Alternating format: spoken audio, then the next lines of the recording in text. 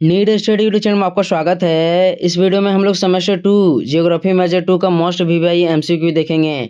आपके एग्जाम में जितने भी एक नंबर वाले प्रश्न आएंगे, बहुत सारे प्रश्न इसी वीडियो से मैच कर जाएगा। तो प्रश्नों को केवल सुनते जाना है, वीडियो को एक बार अच्छी तरह से देख लेना है, आपको सारे क्वेश्चन आंसर याद हो जाएंगे। तो देखते हैं हम लोग पहला प्रश्न है, टाटा एवं लौह इस्पात उद्योग किन दो नदियों के संगम पर स्थापित किया गया था? तो इसका आंसर हो जाएगा स्वर्ण रेखा और खरकई नदी के संगम पर। टाटा लौह एवं इस्पात उद्योग किन दो नदियों के संगम पर स्थापित किया गया था? तो इसका आंसर होगा स्वर्ण रेखा और खरकई नदी के संगम पर। नेक्स्ट देखते हैं हम लोग। दूसरा प्रश्न है, भारत में चावल का सर्वाधिक उत्पादन करने वाला राज्य कौन सा है? तो इसका आंसर हो जाएगा पश्चिम बंगाल। भारत में चावल का सर्वाधिक उत्पादन करने वाला राज्य कौन सा है? पश्चिम बंगाल। नेक्स्ट देखते हैं। तीसरा प्रश्न है, कौन सी नदियां पश्चिमी घाट के पश्चिम की ओर बहती है? तो इसका आंसर हो जाएगा पेरियार, भारत पुष्पा, नेत्रवती, शरावती और मांडवी। यह प्रीवियस ईयर क्वेश्चन पेपर में पूछा गया है, इनको अच्छी तरह से आपको पढ़ लेना है। कौन सी नदियां पश्चिमी घाट के पश्चिम की ओर बहती है?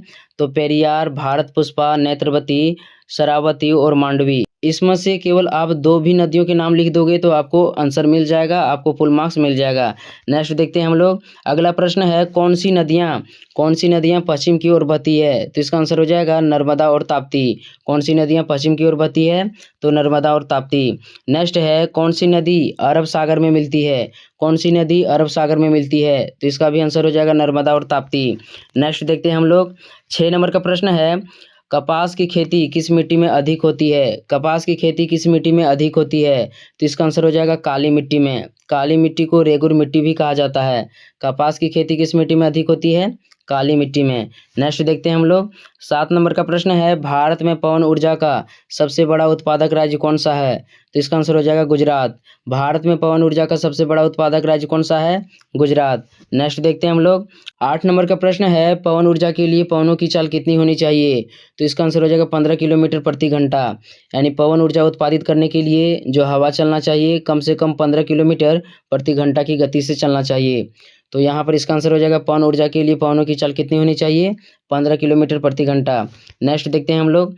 9 नंबर का प्रश्न है, विद्युत उत्पादन क्षमता की दृष्टि से निम्नलिखित में से सबसे शक्तिशाली स्रोत कौन सा है? तो इसका आंसर हो जाएगा कोयला। विद्युत उत्पादन क्षमता की दृष्टि से निम्नलिखित में सबसे अधिक शक्तिशाली स्रोत कौन सा है? तो कोयला। नेक्स्ट देखते हैं। कोयले के कितने प्रकार हैं? अगला प्रश्न है, कोयले के कितने प्रकार हैं? तो इसका आंसर हो जाएगा 4 प्रकार। कोयले 4 प्रकार के होते हैं, एंथ्रासाइट, बिटुमिनस, लिग्नाइट और पीट कोयला। नेक्स्ट देखते हैं हम लोग। अगला प्रश्न है, लो अयस्क के कितने प्रकार हैं? तो इसका आंसर हो जाएगा 4 प्रकार। यानी लो अयस्क और कोयला दोनों 4-4 प्रकार के होते हैं। तो यहाँ पर है लो अयस्क कितने प्रकार के होते हैं? 4 प्रकार के। मैग्नाइट, हेमेटाइट, लेमोनाइट और साइडेराइट। इन चारों को नाम याद रखना है आपको। लो अयस्क के कितने प्रकार हैं? 4 प्रकार, मैग्नेटाइट, हेमेटाइट, लेमोनाइट और साइडेराइट। नेक्स्ट देखते हैं। 12 नंबर का प्रश्न है, भारत किस जलवायु का आदर्श देश है? तो इसका आंसर हो जाएगा मानसून जलवायु। यह भारत में कैसी जलवायु है? तो मानसून जलवायु। नेक्स्ट देखते हैं हम लोग। 13 नंबर का प्रश्न है, मिट्टी की लवणता किस मीटर के द्वारा मापी जाती है? तो इसका आंसर हो जाएगा चालकता मापी। कंडक्टिविटी मीटर के द्वारा मिट्टी की लवणता मापी जाती है। मिट्टी की लवणता किस मीटर के द्वारा मापी जाती है? चालकता मापी या कंडक्टिविटी मीटर के द्वारा। नेक्स्ट देखते हैं। 14 नंबर का प्रश्न है, भारत के किस राज्य में चंदन वृक्ष सर्वाधिक पाया जाता है? तो इसका आंसर हो जाएगा कर्नाटक। भारत के किस राज्य में चंदन वृक्ष सर्वाधिक पाया जाता है? कर्नाटक।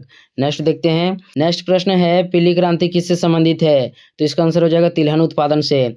यहाँ हरित क्रांति से संबंधित कुछ पॉइंट दिया हुआ है, इनको याद कर लीजिए, एक पॉइंट आपका इससे भिड़ जाएगा। पीली क्रांति किससे संबंधित है? तिलहन उत्पादन से।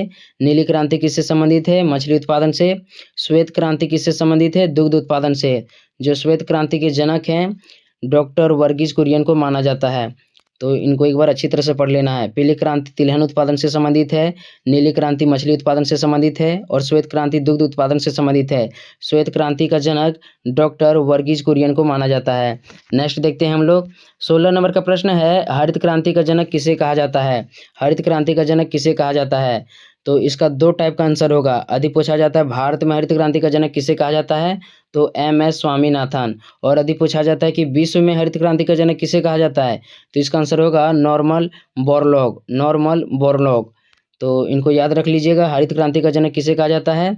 भारत में एम.एस. स्वामीनाथन और विश्व में नॉर्मन बोरलॉग। नेक्स्ट देखते हैं हम लोग। 17 नंबर का प्रश्न है, भारत का कौन सा शहर मैनचेस्टर कहा जाता है, या भारत का कौन सा शहर मैनचेस्टर के नाम से जाना जाता है? तो इसका आंसर हो जाएगा अहमदाबाद। नेक्स्ट देखते हैं हम लोग। नेक्स्ट प्रश्न है, झरिया कोयला खान किस जिला में स्थित है? तो इसका आंसर हो जाएगा धनबाद, झारखंड में, यानी कि जो झरिया कोयला खान है यह झारखंड धनबाद में स्थित है। नेक्स्ट देखते हैं हम लोग। 19 नंबर का प्रश्न है, बीसीसीएल का फुल फॉर्म क्या है? तो इसका आंसर हो जाएगा Bharat coking coal limited. BCCL का फुल फॉर्म क्या है? Bharat coking coal limited. Next देखते हैं हम लोग। 20 नंबर का प्रश्न है, भूरा कोयला किसे कहा जाता है? भूरा कोयला किसे कहा जाता है? तो इसका आंसर हो जाएगा लिग्नाइट। नेक्स्ट देखते हैं हम लोग। 21 नंबर का प्रश्न है, इसमें से कौन लो एस का किस्म नहीं है? तो लो एस का मैंने 4 प्रकार आपको बताया था, मैग्नेटाइट, हेमेटाइट, लिमोनाइट और सीडेराइट। लेकिन यहाँ पर लिग्नाइट दिया हुआ है, तो यह कोयले का प्रकार है। एंथ्रेसाइट, बिटुमिनस, लिग्नाइट और पीट कोयला कोयला का प्रकार होता है। तो यहाँ पर इसका आंसर हो जाएगा लिग्नाइट। लिग्नाइट एक प्रकार का कोयला है, ठीक है। तो इसमें से कौन सा लो एस्क नहीं है? लिग्नाइट। नेक्स्ट देखते हैं हम लोग। नेक्स्ट प्रश्न है, मैसाबी श्रेणी का संबंध किससे है? मैसाबी श्रेणी का संबंध किससे है? लो एस्क से, कोयला से, तांबा से, सोना से। तो इसका आंसर हो जाएगा लो एस्क से। जो मैसाबी है यह अमेरिका में स्थित है, तो मैसाबी श्रेणी का संबंध किससे है? लो एस्क से। नेक्स्ट देखते हैं हम लोग। 23 नंबर का प्रश्न है, पानी का सर्वाधिक उपयोग होता है खेती में, पीने में, उद्योग में, इसमें से सभी में? तो इसका आंसर हो जाएगा खेती में, यानी जो कृषि होता है इसमें पानी का सर्वाधिक उपयोग किया जाता है। नेक्स्ट देखते हैं हम लोग। 24 नंबर का प्रश्न है, सवाना हो गया, सवाना घास का मैदान कहाँ है? तो इसका आंसर हो जाएगा अफ्रीका में। जो सवाना घास का मैदान है यह उष्णकटिबंधीय घास का मैदान है, तो इनको सुधार लीजिएगा। सवाना घास का मैदान कहाँ है? अफ्रीका में। जो सवाना घास का मैदान है यह उष्णकटिबंधीय घास का मैदान है। नेक्स्ट देखते हैं हम लोग। नेक्स्ट प्रश्न है, विश्व में किस देश की जनसंख्या सर्वाधिक है? भारत, चीन, पाकिस्तान, संयुक्त राज्य अमेरिका। तो यहाँ पर आपको अच्छी तरह से समझना है, भारत में वर्तमान में जनसंख्या सर्वाधिक है, लेकिन जनगणना नहीं हुआ है। जनगणना नहीं हुआ है, इसके कारण से जो चीन है, चीन में सर्वाधिक जनसंख्या है, ठीक है। 2011 की जनगणना के अनुसार विश्व में सबसे अधिक किस देश की जनसंख्या है? तो चीन की है। नेक्स्ट अब हम लोग देखते हैं। नेक्स्ट प्रश्न है, एक राज्य से दूसरे राज्य में होने वाला प्रवासन कहलाता है? अंतर्देशीय प्रवासन, महाद्वीपीय प्रवासन, अंतर्राष्ट्रीय प्रवासन और अस्थायी प्रवासन। तो इसका आंसर हो जाएगा अंतर्देशीय प्रवासन। जब एक राज्य से दूसरे राज्य में जाया जाता है तो वह देश के अंदर प्रवासन होता है, तो इसे अंतर्देशीय प्रवासन कहा जाता है। महाद्वीपीय प्रवासन, जब एक महाद्वीप से दूसरे महाद्वीप में कोई व्यक्ति निवास करता है तो इसे महाद्वीपीय प्रवासन कहते हैं। अंतर्राष्ट्रीय प्रवासन यानी एक देश से दूसरे देश में जाना, और अस्थायी प्रवासन यानी एक स्थान से दूसरे देश में हमेशा के लिए जाकर के बस जाना, एक स्थान से दूसरे स्थान में जाकर के हमेशा के लिए निवास करना, इसे अस्थायी प्रवासन कहा जाता है। तो एक राज्य से दूसरे राज्य में होने वाला प्रवासन क्या कहलाता है? अंतर्देशीय प्रवासन। नेक्स्ट देखते हैं हम लोग। नेक्स्ट प्रश्न है, निम्नलिखित में कौन पठारी नगर है? आबू, नागपुर, मॉस्को और फिलाडेल्फिया। तो इसका आंसर हो जाएगा नागपुर, यानी जो छोटा नागपुर का पठार है एक प्रकार का पठारी नगर है। नेक्स्ट देखते हैं हम लोग। 28 नंबर का प्रश्न है, श्वेत क्रांति का जनक किसे कहा जाता है? तो इसका आंसर हो जाएगा डॉक्टर वर्गीज कुरियन। तो मैंने आपको बता दिया था श्वेत क्रांति दुग्ध उत्पादन से संबंधित है और इसका जनक डॉक्टर वर्गीज कुरियन को माना जाता है। तो श्वेत क्रांति का जनक किसे कहा जाता है? डॉक्टर वर्गीज कुरियन को। नेक्स्ट देखते हैं हम लोग। 29 नंबर का प्रश्न है, भारत में सबसे बड़ा चाय उत्पादक राज्य कौन सा है? तो इसका आंसर हो जाएगा असम। भारत में सबसे बड़ा चाय उत्पादक राज्य कौन सा है? असम। नेक्स्ट देखते हैं, चावल किस ऋतु की फसल है? चावल किस ऋतु की फसल है? तो इसका आंसर हो जाएगा खरीफ फसल। खरीफ फसल उसको कहते हैं जो बरसात के दिनों में उगाया जाता है, जैसे धान, मक्का, चावल। तो चावल किस ऋतु की फसल है? खरीफ फसल है, ठीक है, खरीफ ऋतु की फसल है। नेक्स्ट देखते हैं हम लोग। नेक्स्ट प्रश्न है, विश्व में सर्वाधिक जनसंख्या कहाँ केंद्रित है?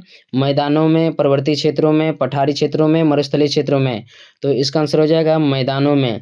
विश्व में सर्वाधिक जनसंख्या कहाँ केंद्रित है? मैदानों में। नेक्स्ट देखते हैं हम लोग। 32 नंबर का प्रश्न है, विश्व जनसंख्या दिवस कब मनाया जाता है? तो इसका आंसर हो जाएगा 11 जुलाई को। 11 जुलाई को विश्व जनसंख्या दिवस मनाया जाता है।